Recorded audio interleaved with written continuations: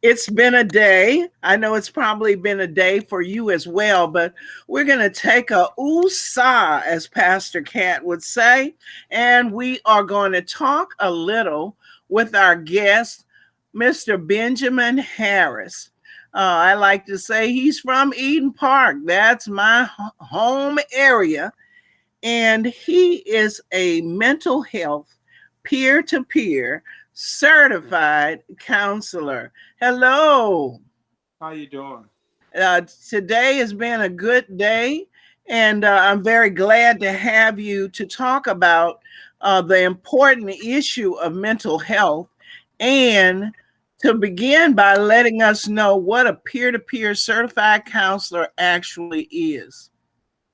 Yes, ma'am. A peer-to-peer certified specialist is someone who mentors and is a peer for folks who struggles with mental health, psychological challenges, substance, alcohol abuse, those type of challenges. The peer intervene and becomes actually he's one. He's one with uh, the individual who's struggling with different challenges because he's had the same experiences. All right, He and or how do you she, I'm sorry, he or she has had the same experiences.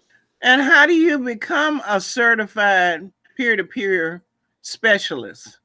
That through the Department of Health. Any state should have it. You can go to your own Department of Health and ask them about becoming a peer support specialist. Down here in Louisiana, it goes through the Office of Behavior Health. In any other state, it may be the same. So you would be dealing with your state Department of Health, and you would be dealing with the Office of Behavior Health when it comes to peer-to-peer Very good. certified peer support specialist. Now tell us, why is that important for our community? Well, I mean, because the community is going through so many different challenges right now, and the good thing about a challenge, someone else has probably experienced that same challenge, and that peer is the one who intervenes and steps in and say, "Hey, I experienced those challenges, and here is what I know." Uh, has to offer advice wise about the challenges.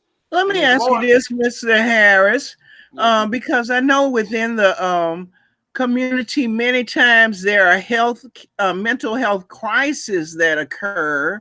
And at this point in time, family members may be faced with more than they can handle, but they are afraid to call the only number that they know, which is 911, because they don't want the incident that they're in the midst of to turn into a total tragedy. So, could you speak to that a minute? well, when it comes to uh, actually with in the mental health association where I'm working part time right now as a suicide prevention outreach individual, where I do that part time. We have a helpline that we encourage people to call, and that helpline isn't 911. It's equivalent to like a 911 when you're in a mental crisis or when you're contemplating suicide, and someone would be there to answer and guide you or talk to you about whatever your thoughts is pertaining to. If it's suicide, someone would be there to hear you out, talk to you, and that's how that process works with that. Now, let Uh, me stop you right there because this is very important. What is that number? I have the number. Can I step up? Well, okay, I tell you what, don't hold your thought process. We're going to post that number at the end of the program. But I would ask you this because it's very important. I was on yesterday.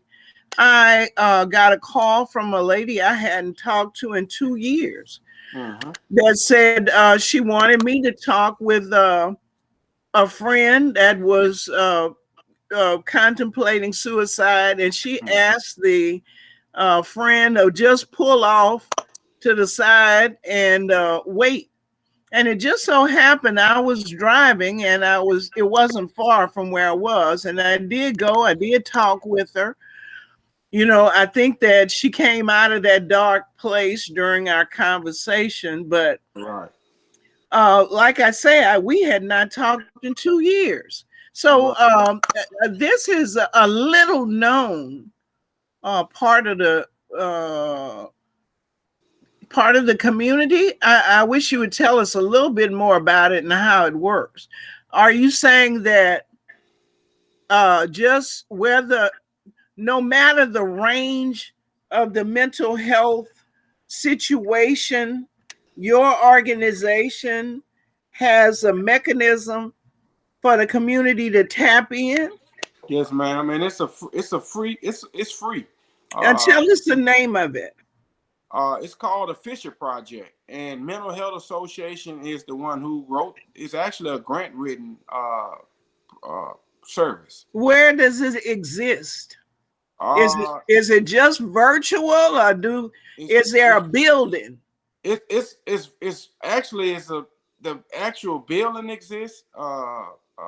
A Lions House drop-in center, but when it comes to the suicide prevention, they're doing it virtual and it's done over the phone, so it's both ways, and it's free. You will have somebody who you would be in contact with, and that's really the main part about the folks who having challenges. You want to have a connection, you want to have access that, like the individual told you, hey, we need to get you on the phone.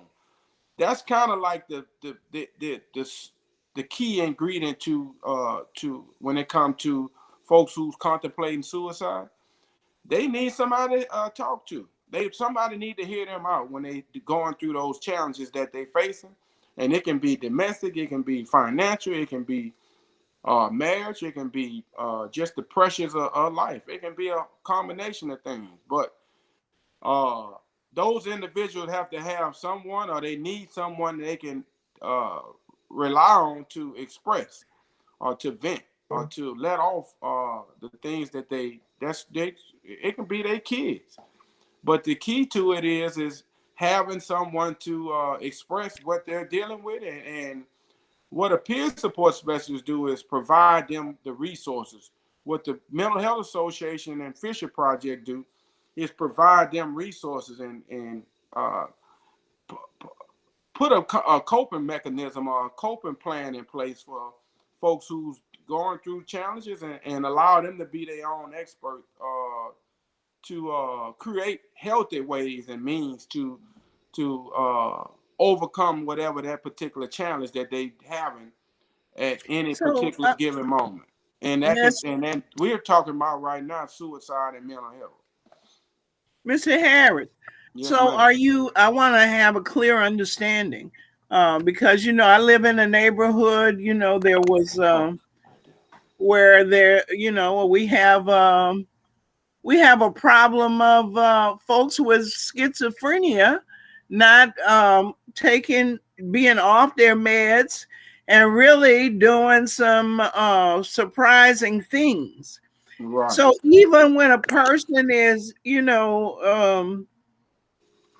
really acting out, this agency that you speak of has something in place. Yes, ma'am. Uh, the Fisher Project it's not a crisis hotline. It's just it's it's for immediate assistance. Like the lady wanted you to she wanted you right away to pull over and hold this conversation and engage with the lady to kind of Well, hear her out. I went and found her face to face. Oh, that's what's up. She held her on the line. Mm-hmm. She told me the location. Right. I went over there. I had some water in my trunk. Mm-hmm. We social distanced because she was in her car. Right. We social distanced car to car, but I got out. I gave her a bottle of water, and we just talked. And Right. she brought it from way up here, Mm-hmm. you know, Just uh, down. down. And Right. then when I felt like it was, it was cool, I told her that I was on my way somewhere else, but I had to come for her because she was important and she important to others, not just to herself. Anyway, Right. that's how that happened. But of course, if I could have given her over to you, I would have immediately done that because Hey, that's not. and the steps you took, Miss Andy, is it those that was the appropriate steps that they trained. Uh, we're trained to hear the individuals out and listen, and that's kind of like the key. They need it the when they want to express themselves it's about them finding that individual who they can trust to discuss things with.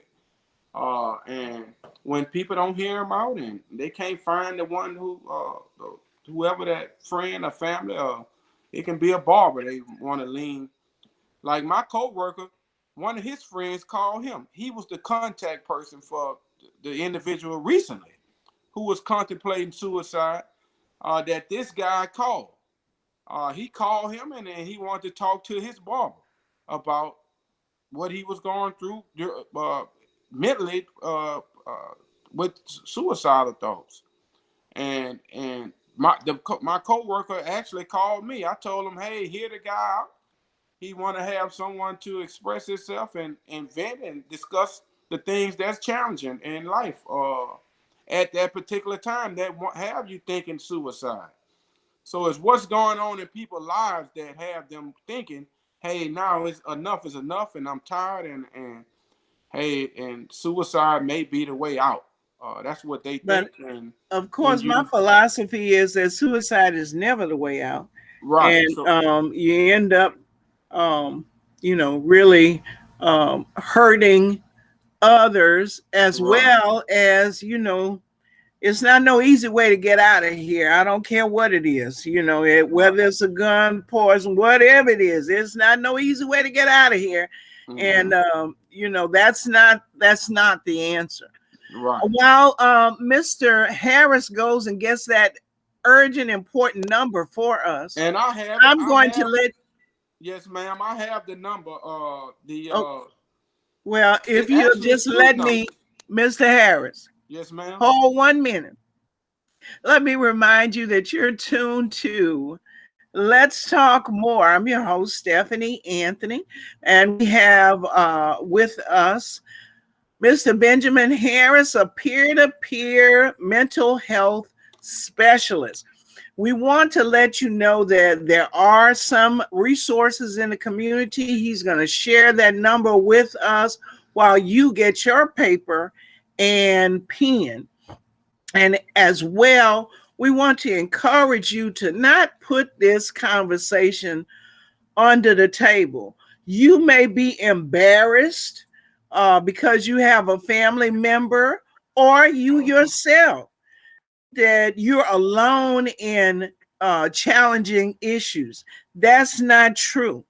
Everybody is going through something, Mm-hmm. and you should not be embarrassed, ashamed, or in any way think that your situation should be belittled. It's Right. real to you, and so it's important. And now we'll go to Mr. Harris so he can tell us how to contact his organization, the full name, where it is, and how you can contact them. Yes, ma'am. Uh, the actual the actual contact information. The name of the project is the Fisher Project Suicide Prevention Program. Now, are you saying Fisher, Fisher? FISHER. Yes, ma'am. Project. Okay. And it's a suicide prevention program. Free. You don't need Medicaid. You don't need Medicare. You don't need insurance. You just have to call. And that number you would be calling is 225-960-6800. Now Or take a you can breath. Hold on. Hold it. Take a breath for us grandmother types. And say that number again for us. Yes, ma'am. It's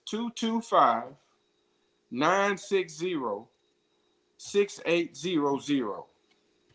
6800. Yes, ma'am. And I All have an right. email address as well. Wait, hold on. Because I'm going to post this and you tell me whether or not that is correct. Let me see.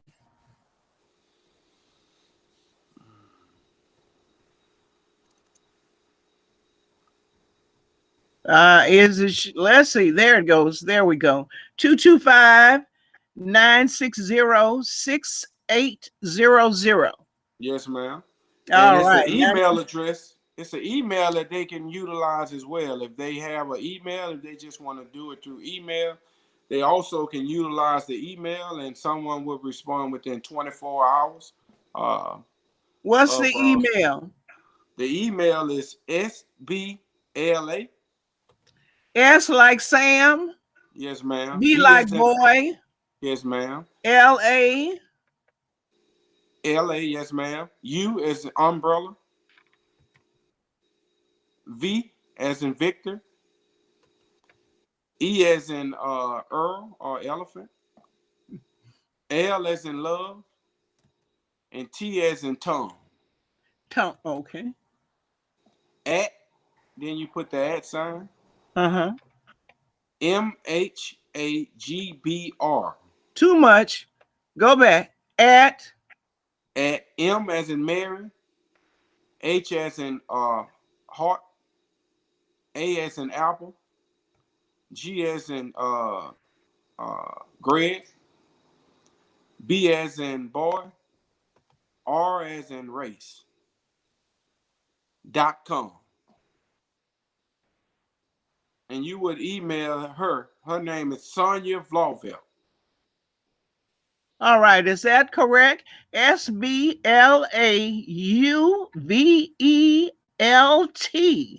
at MHAGBR.com. Boy. Yes, ma'am. That's it.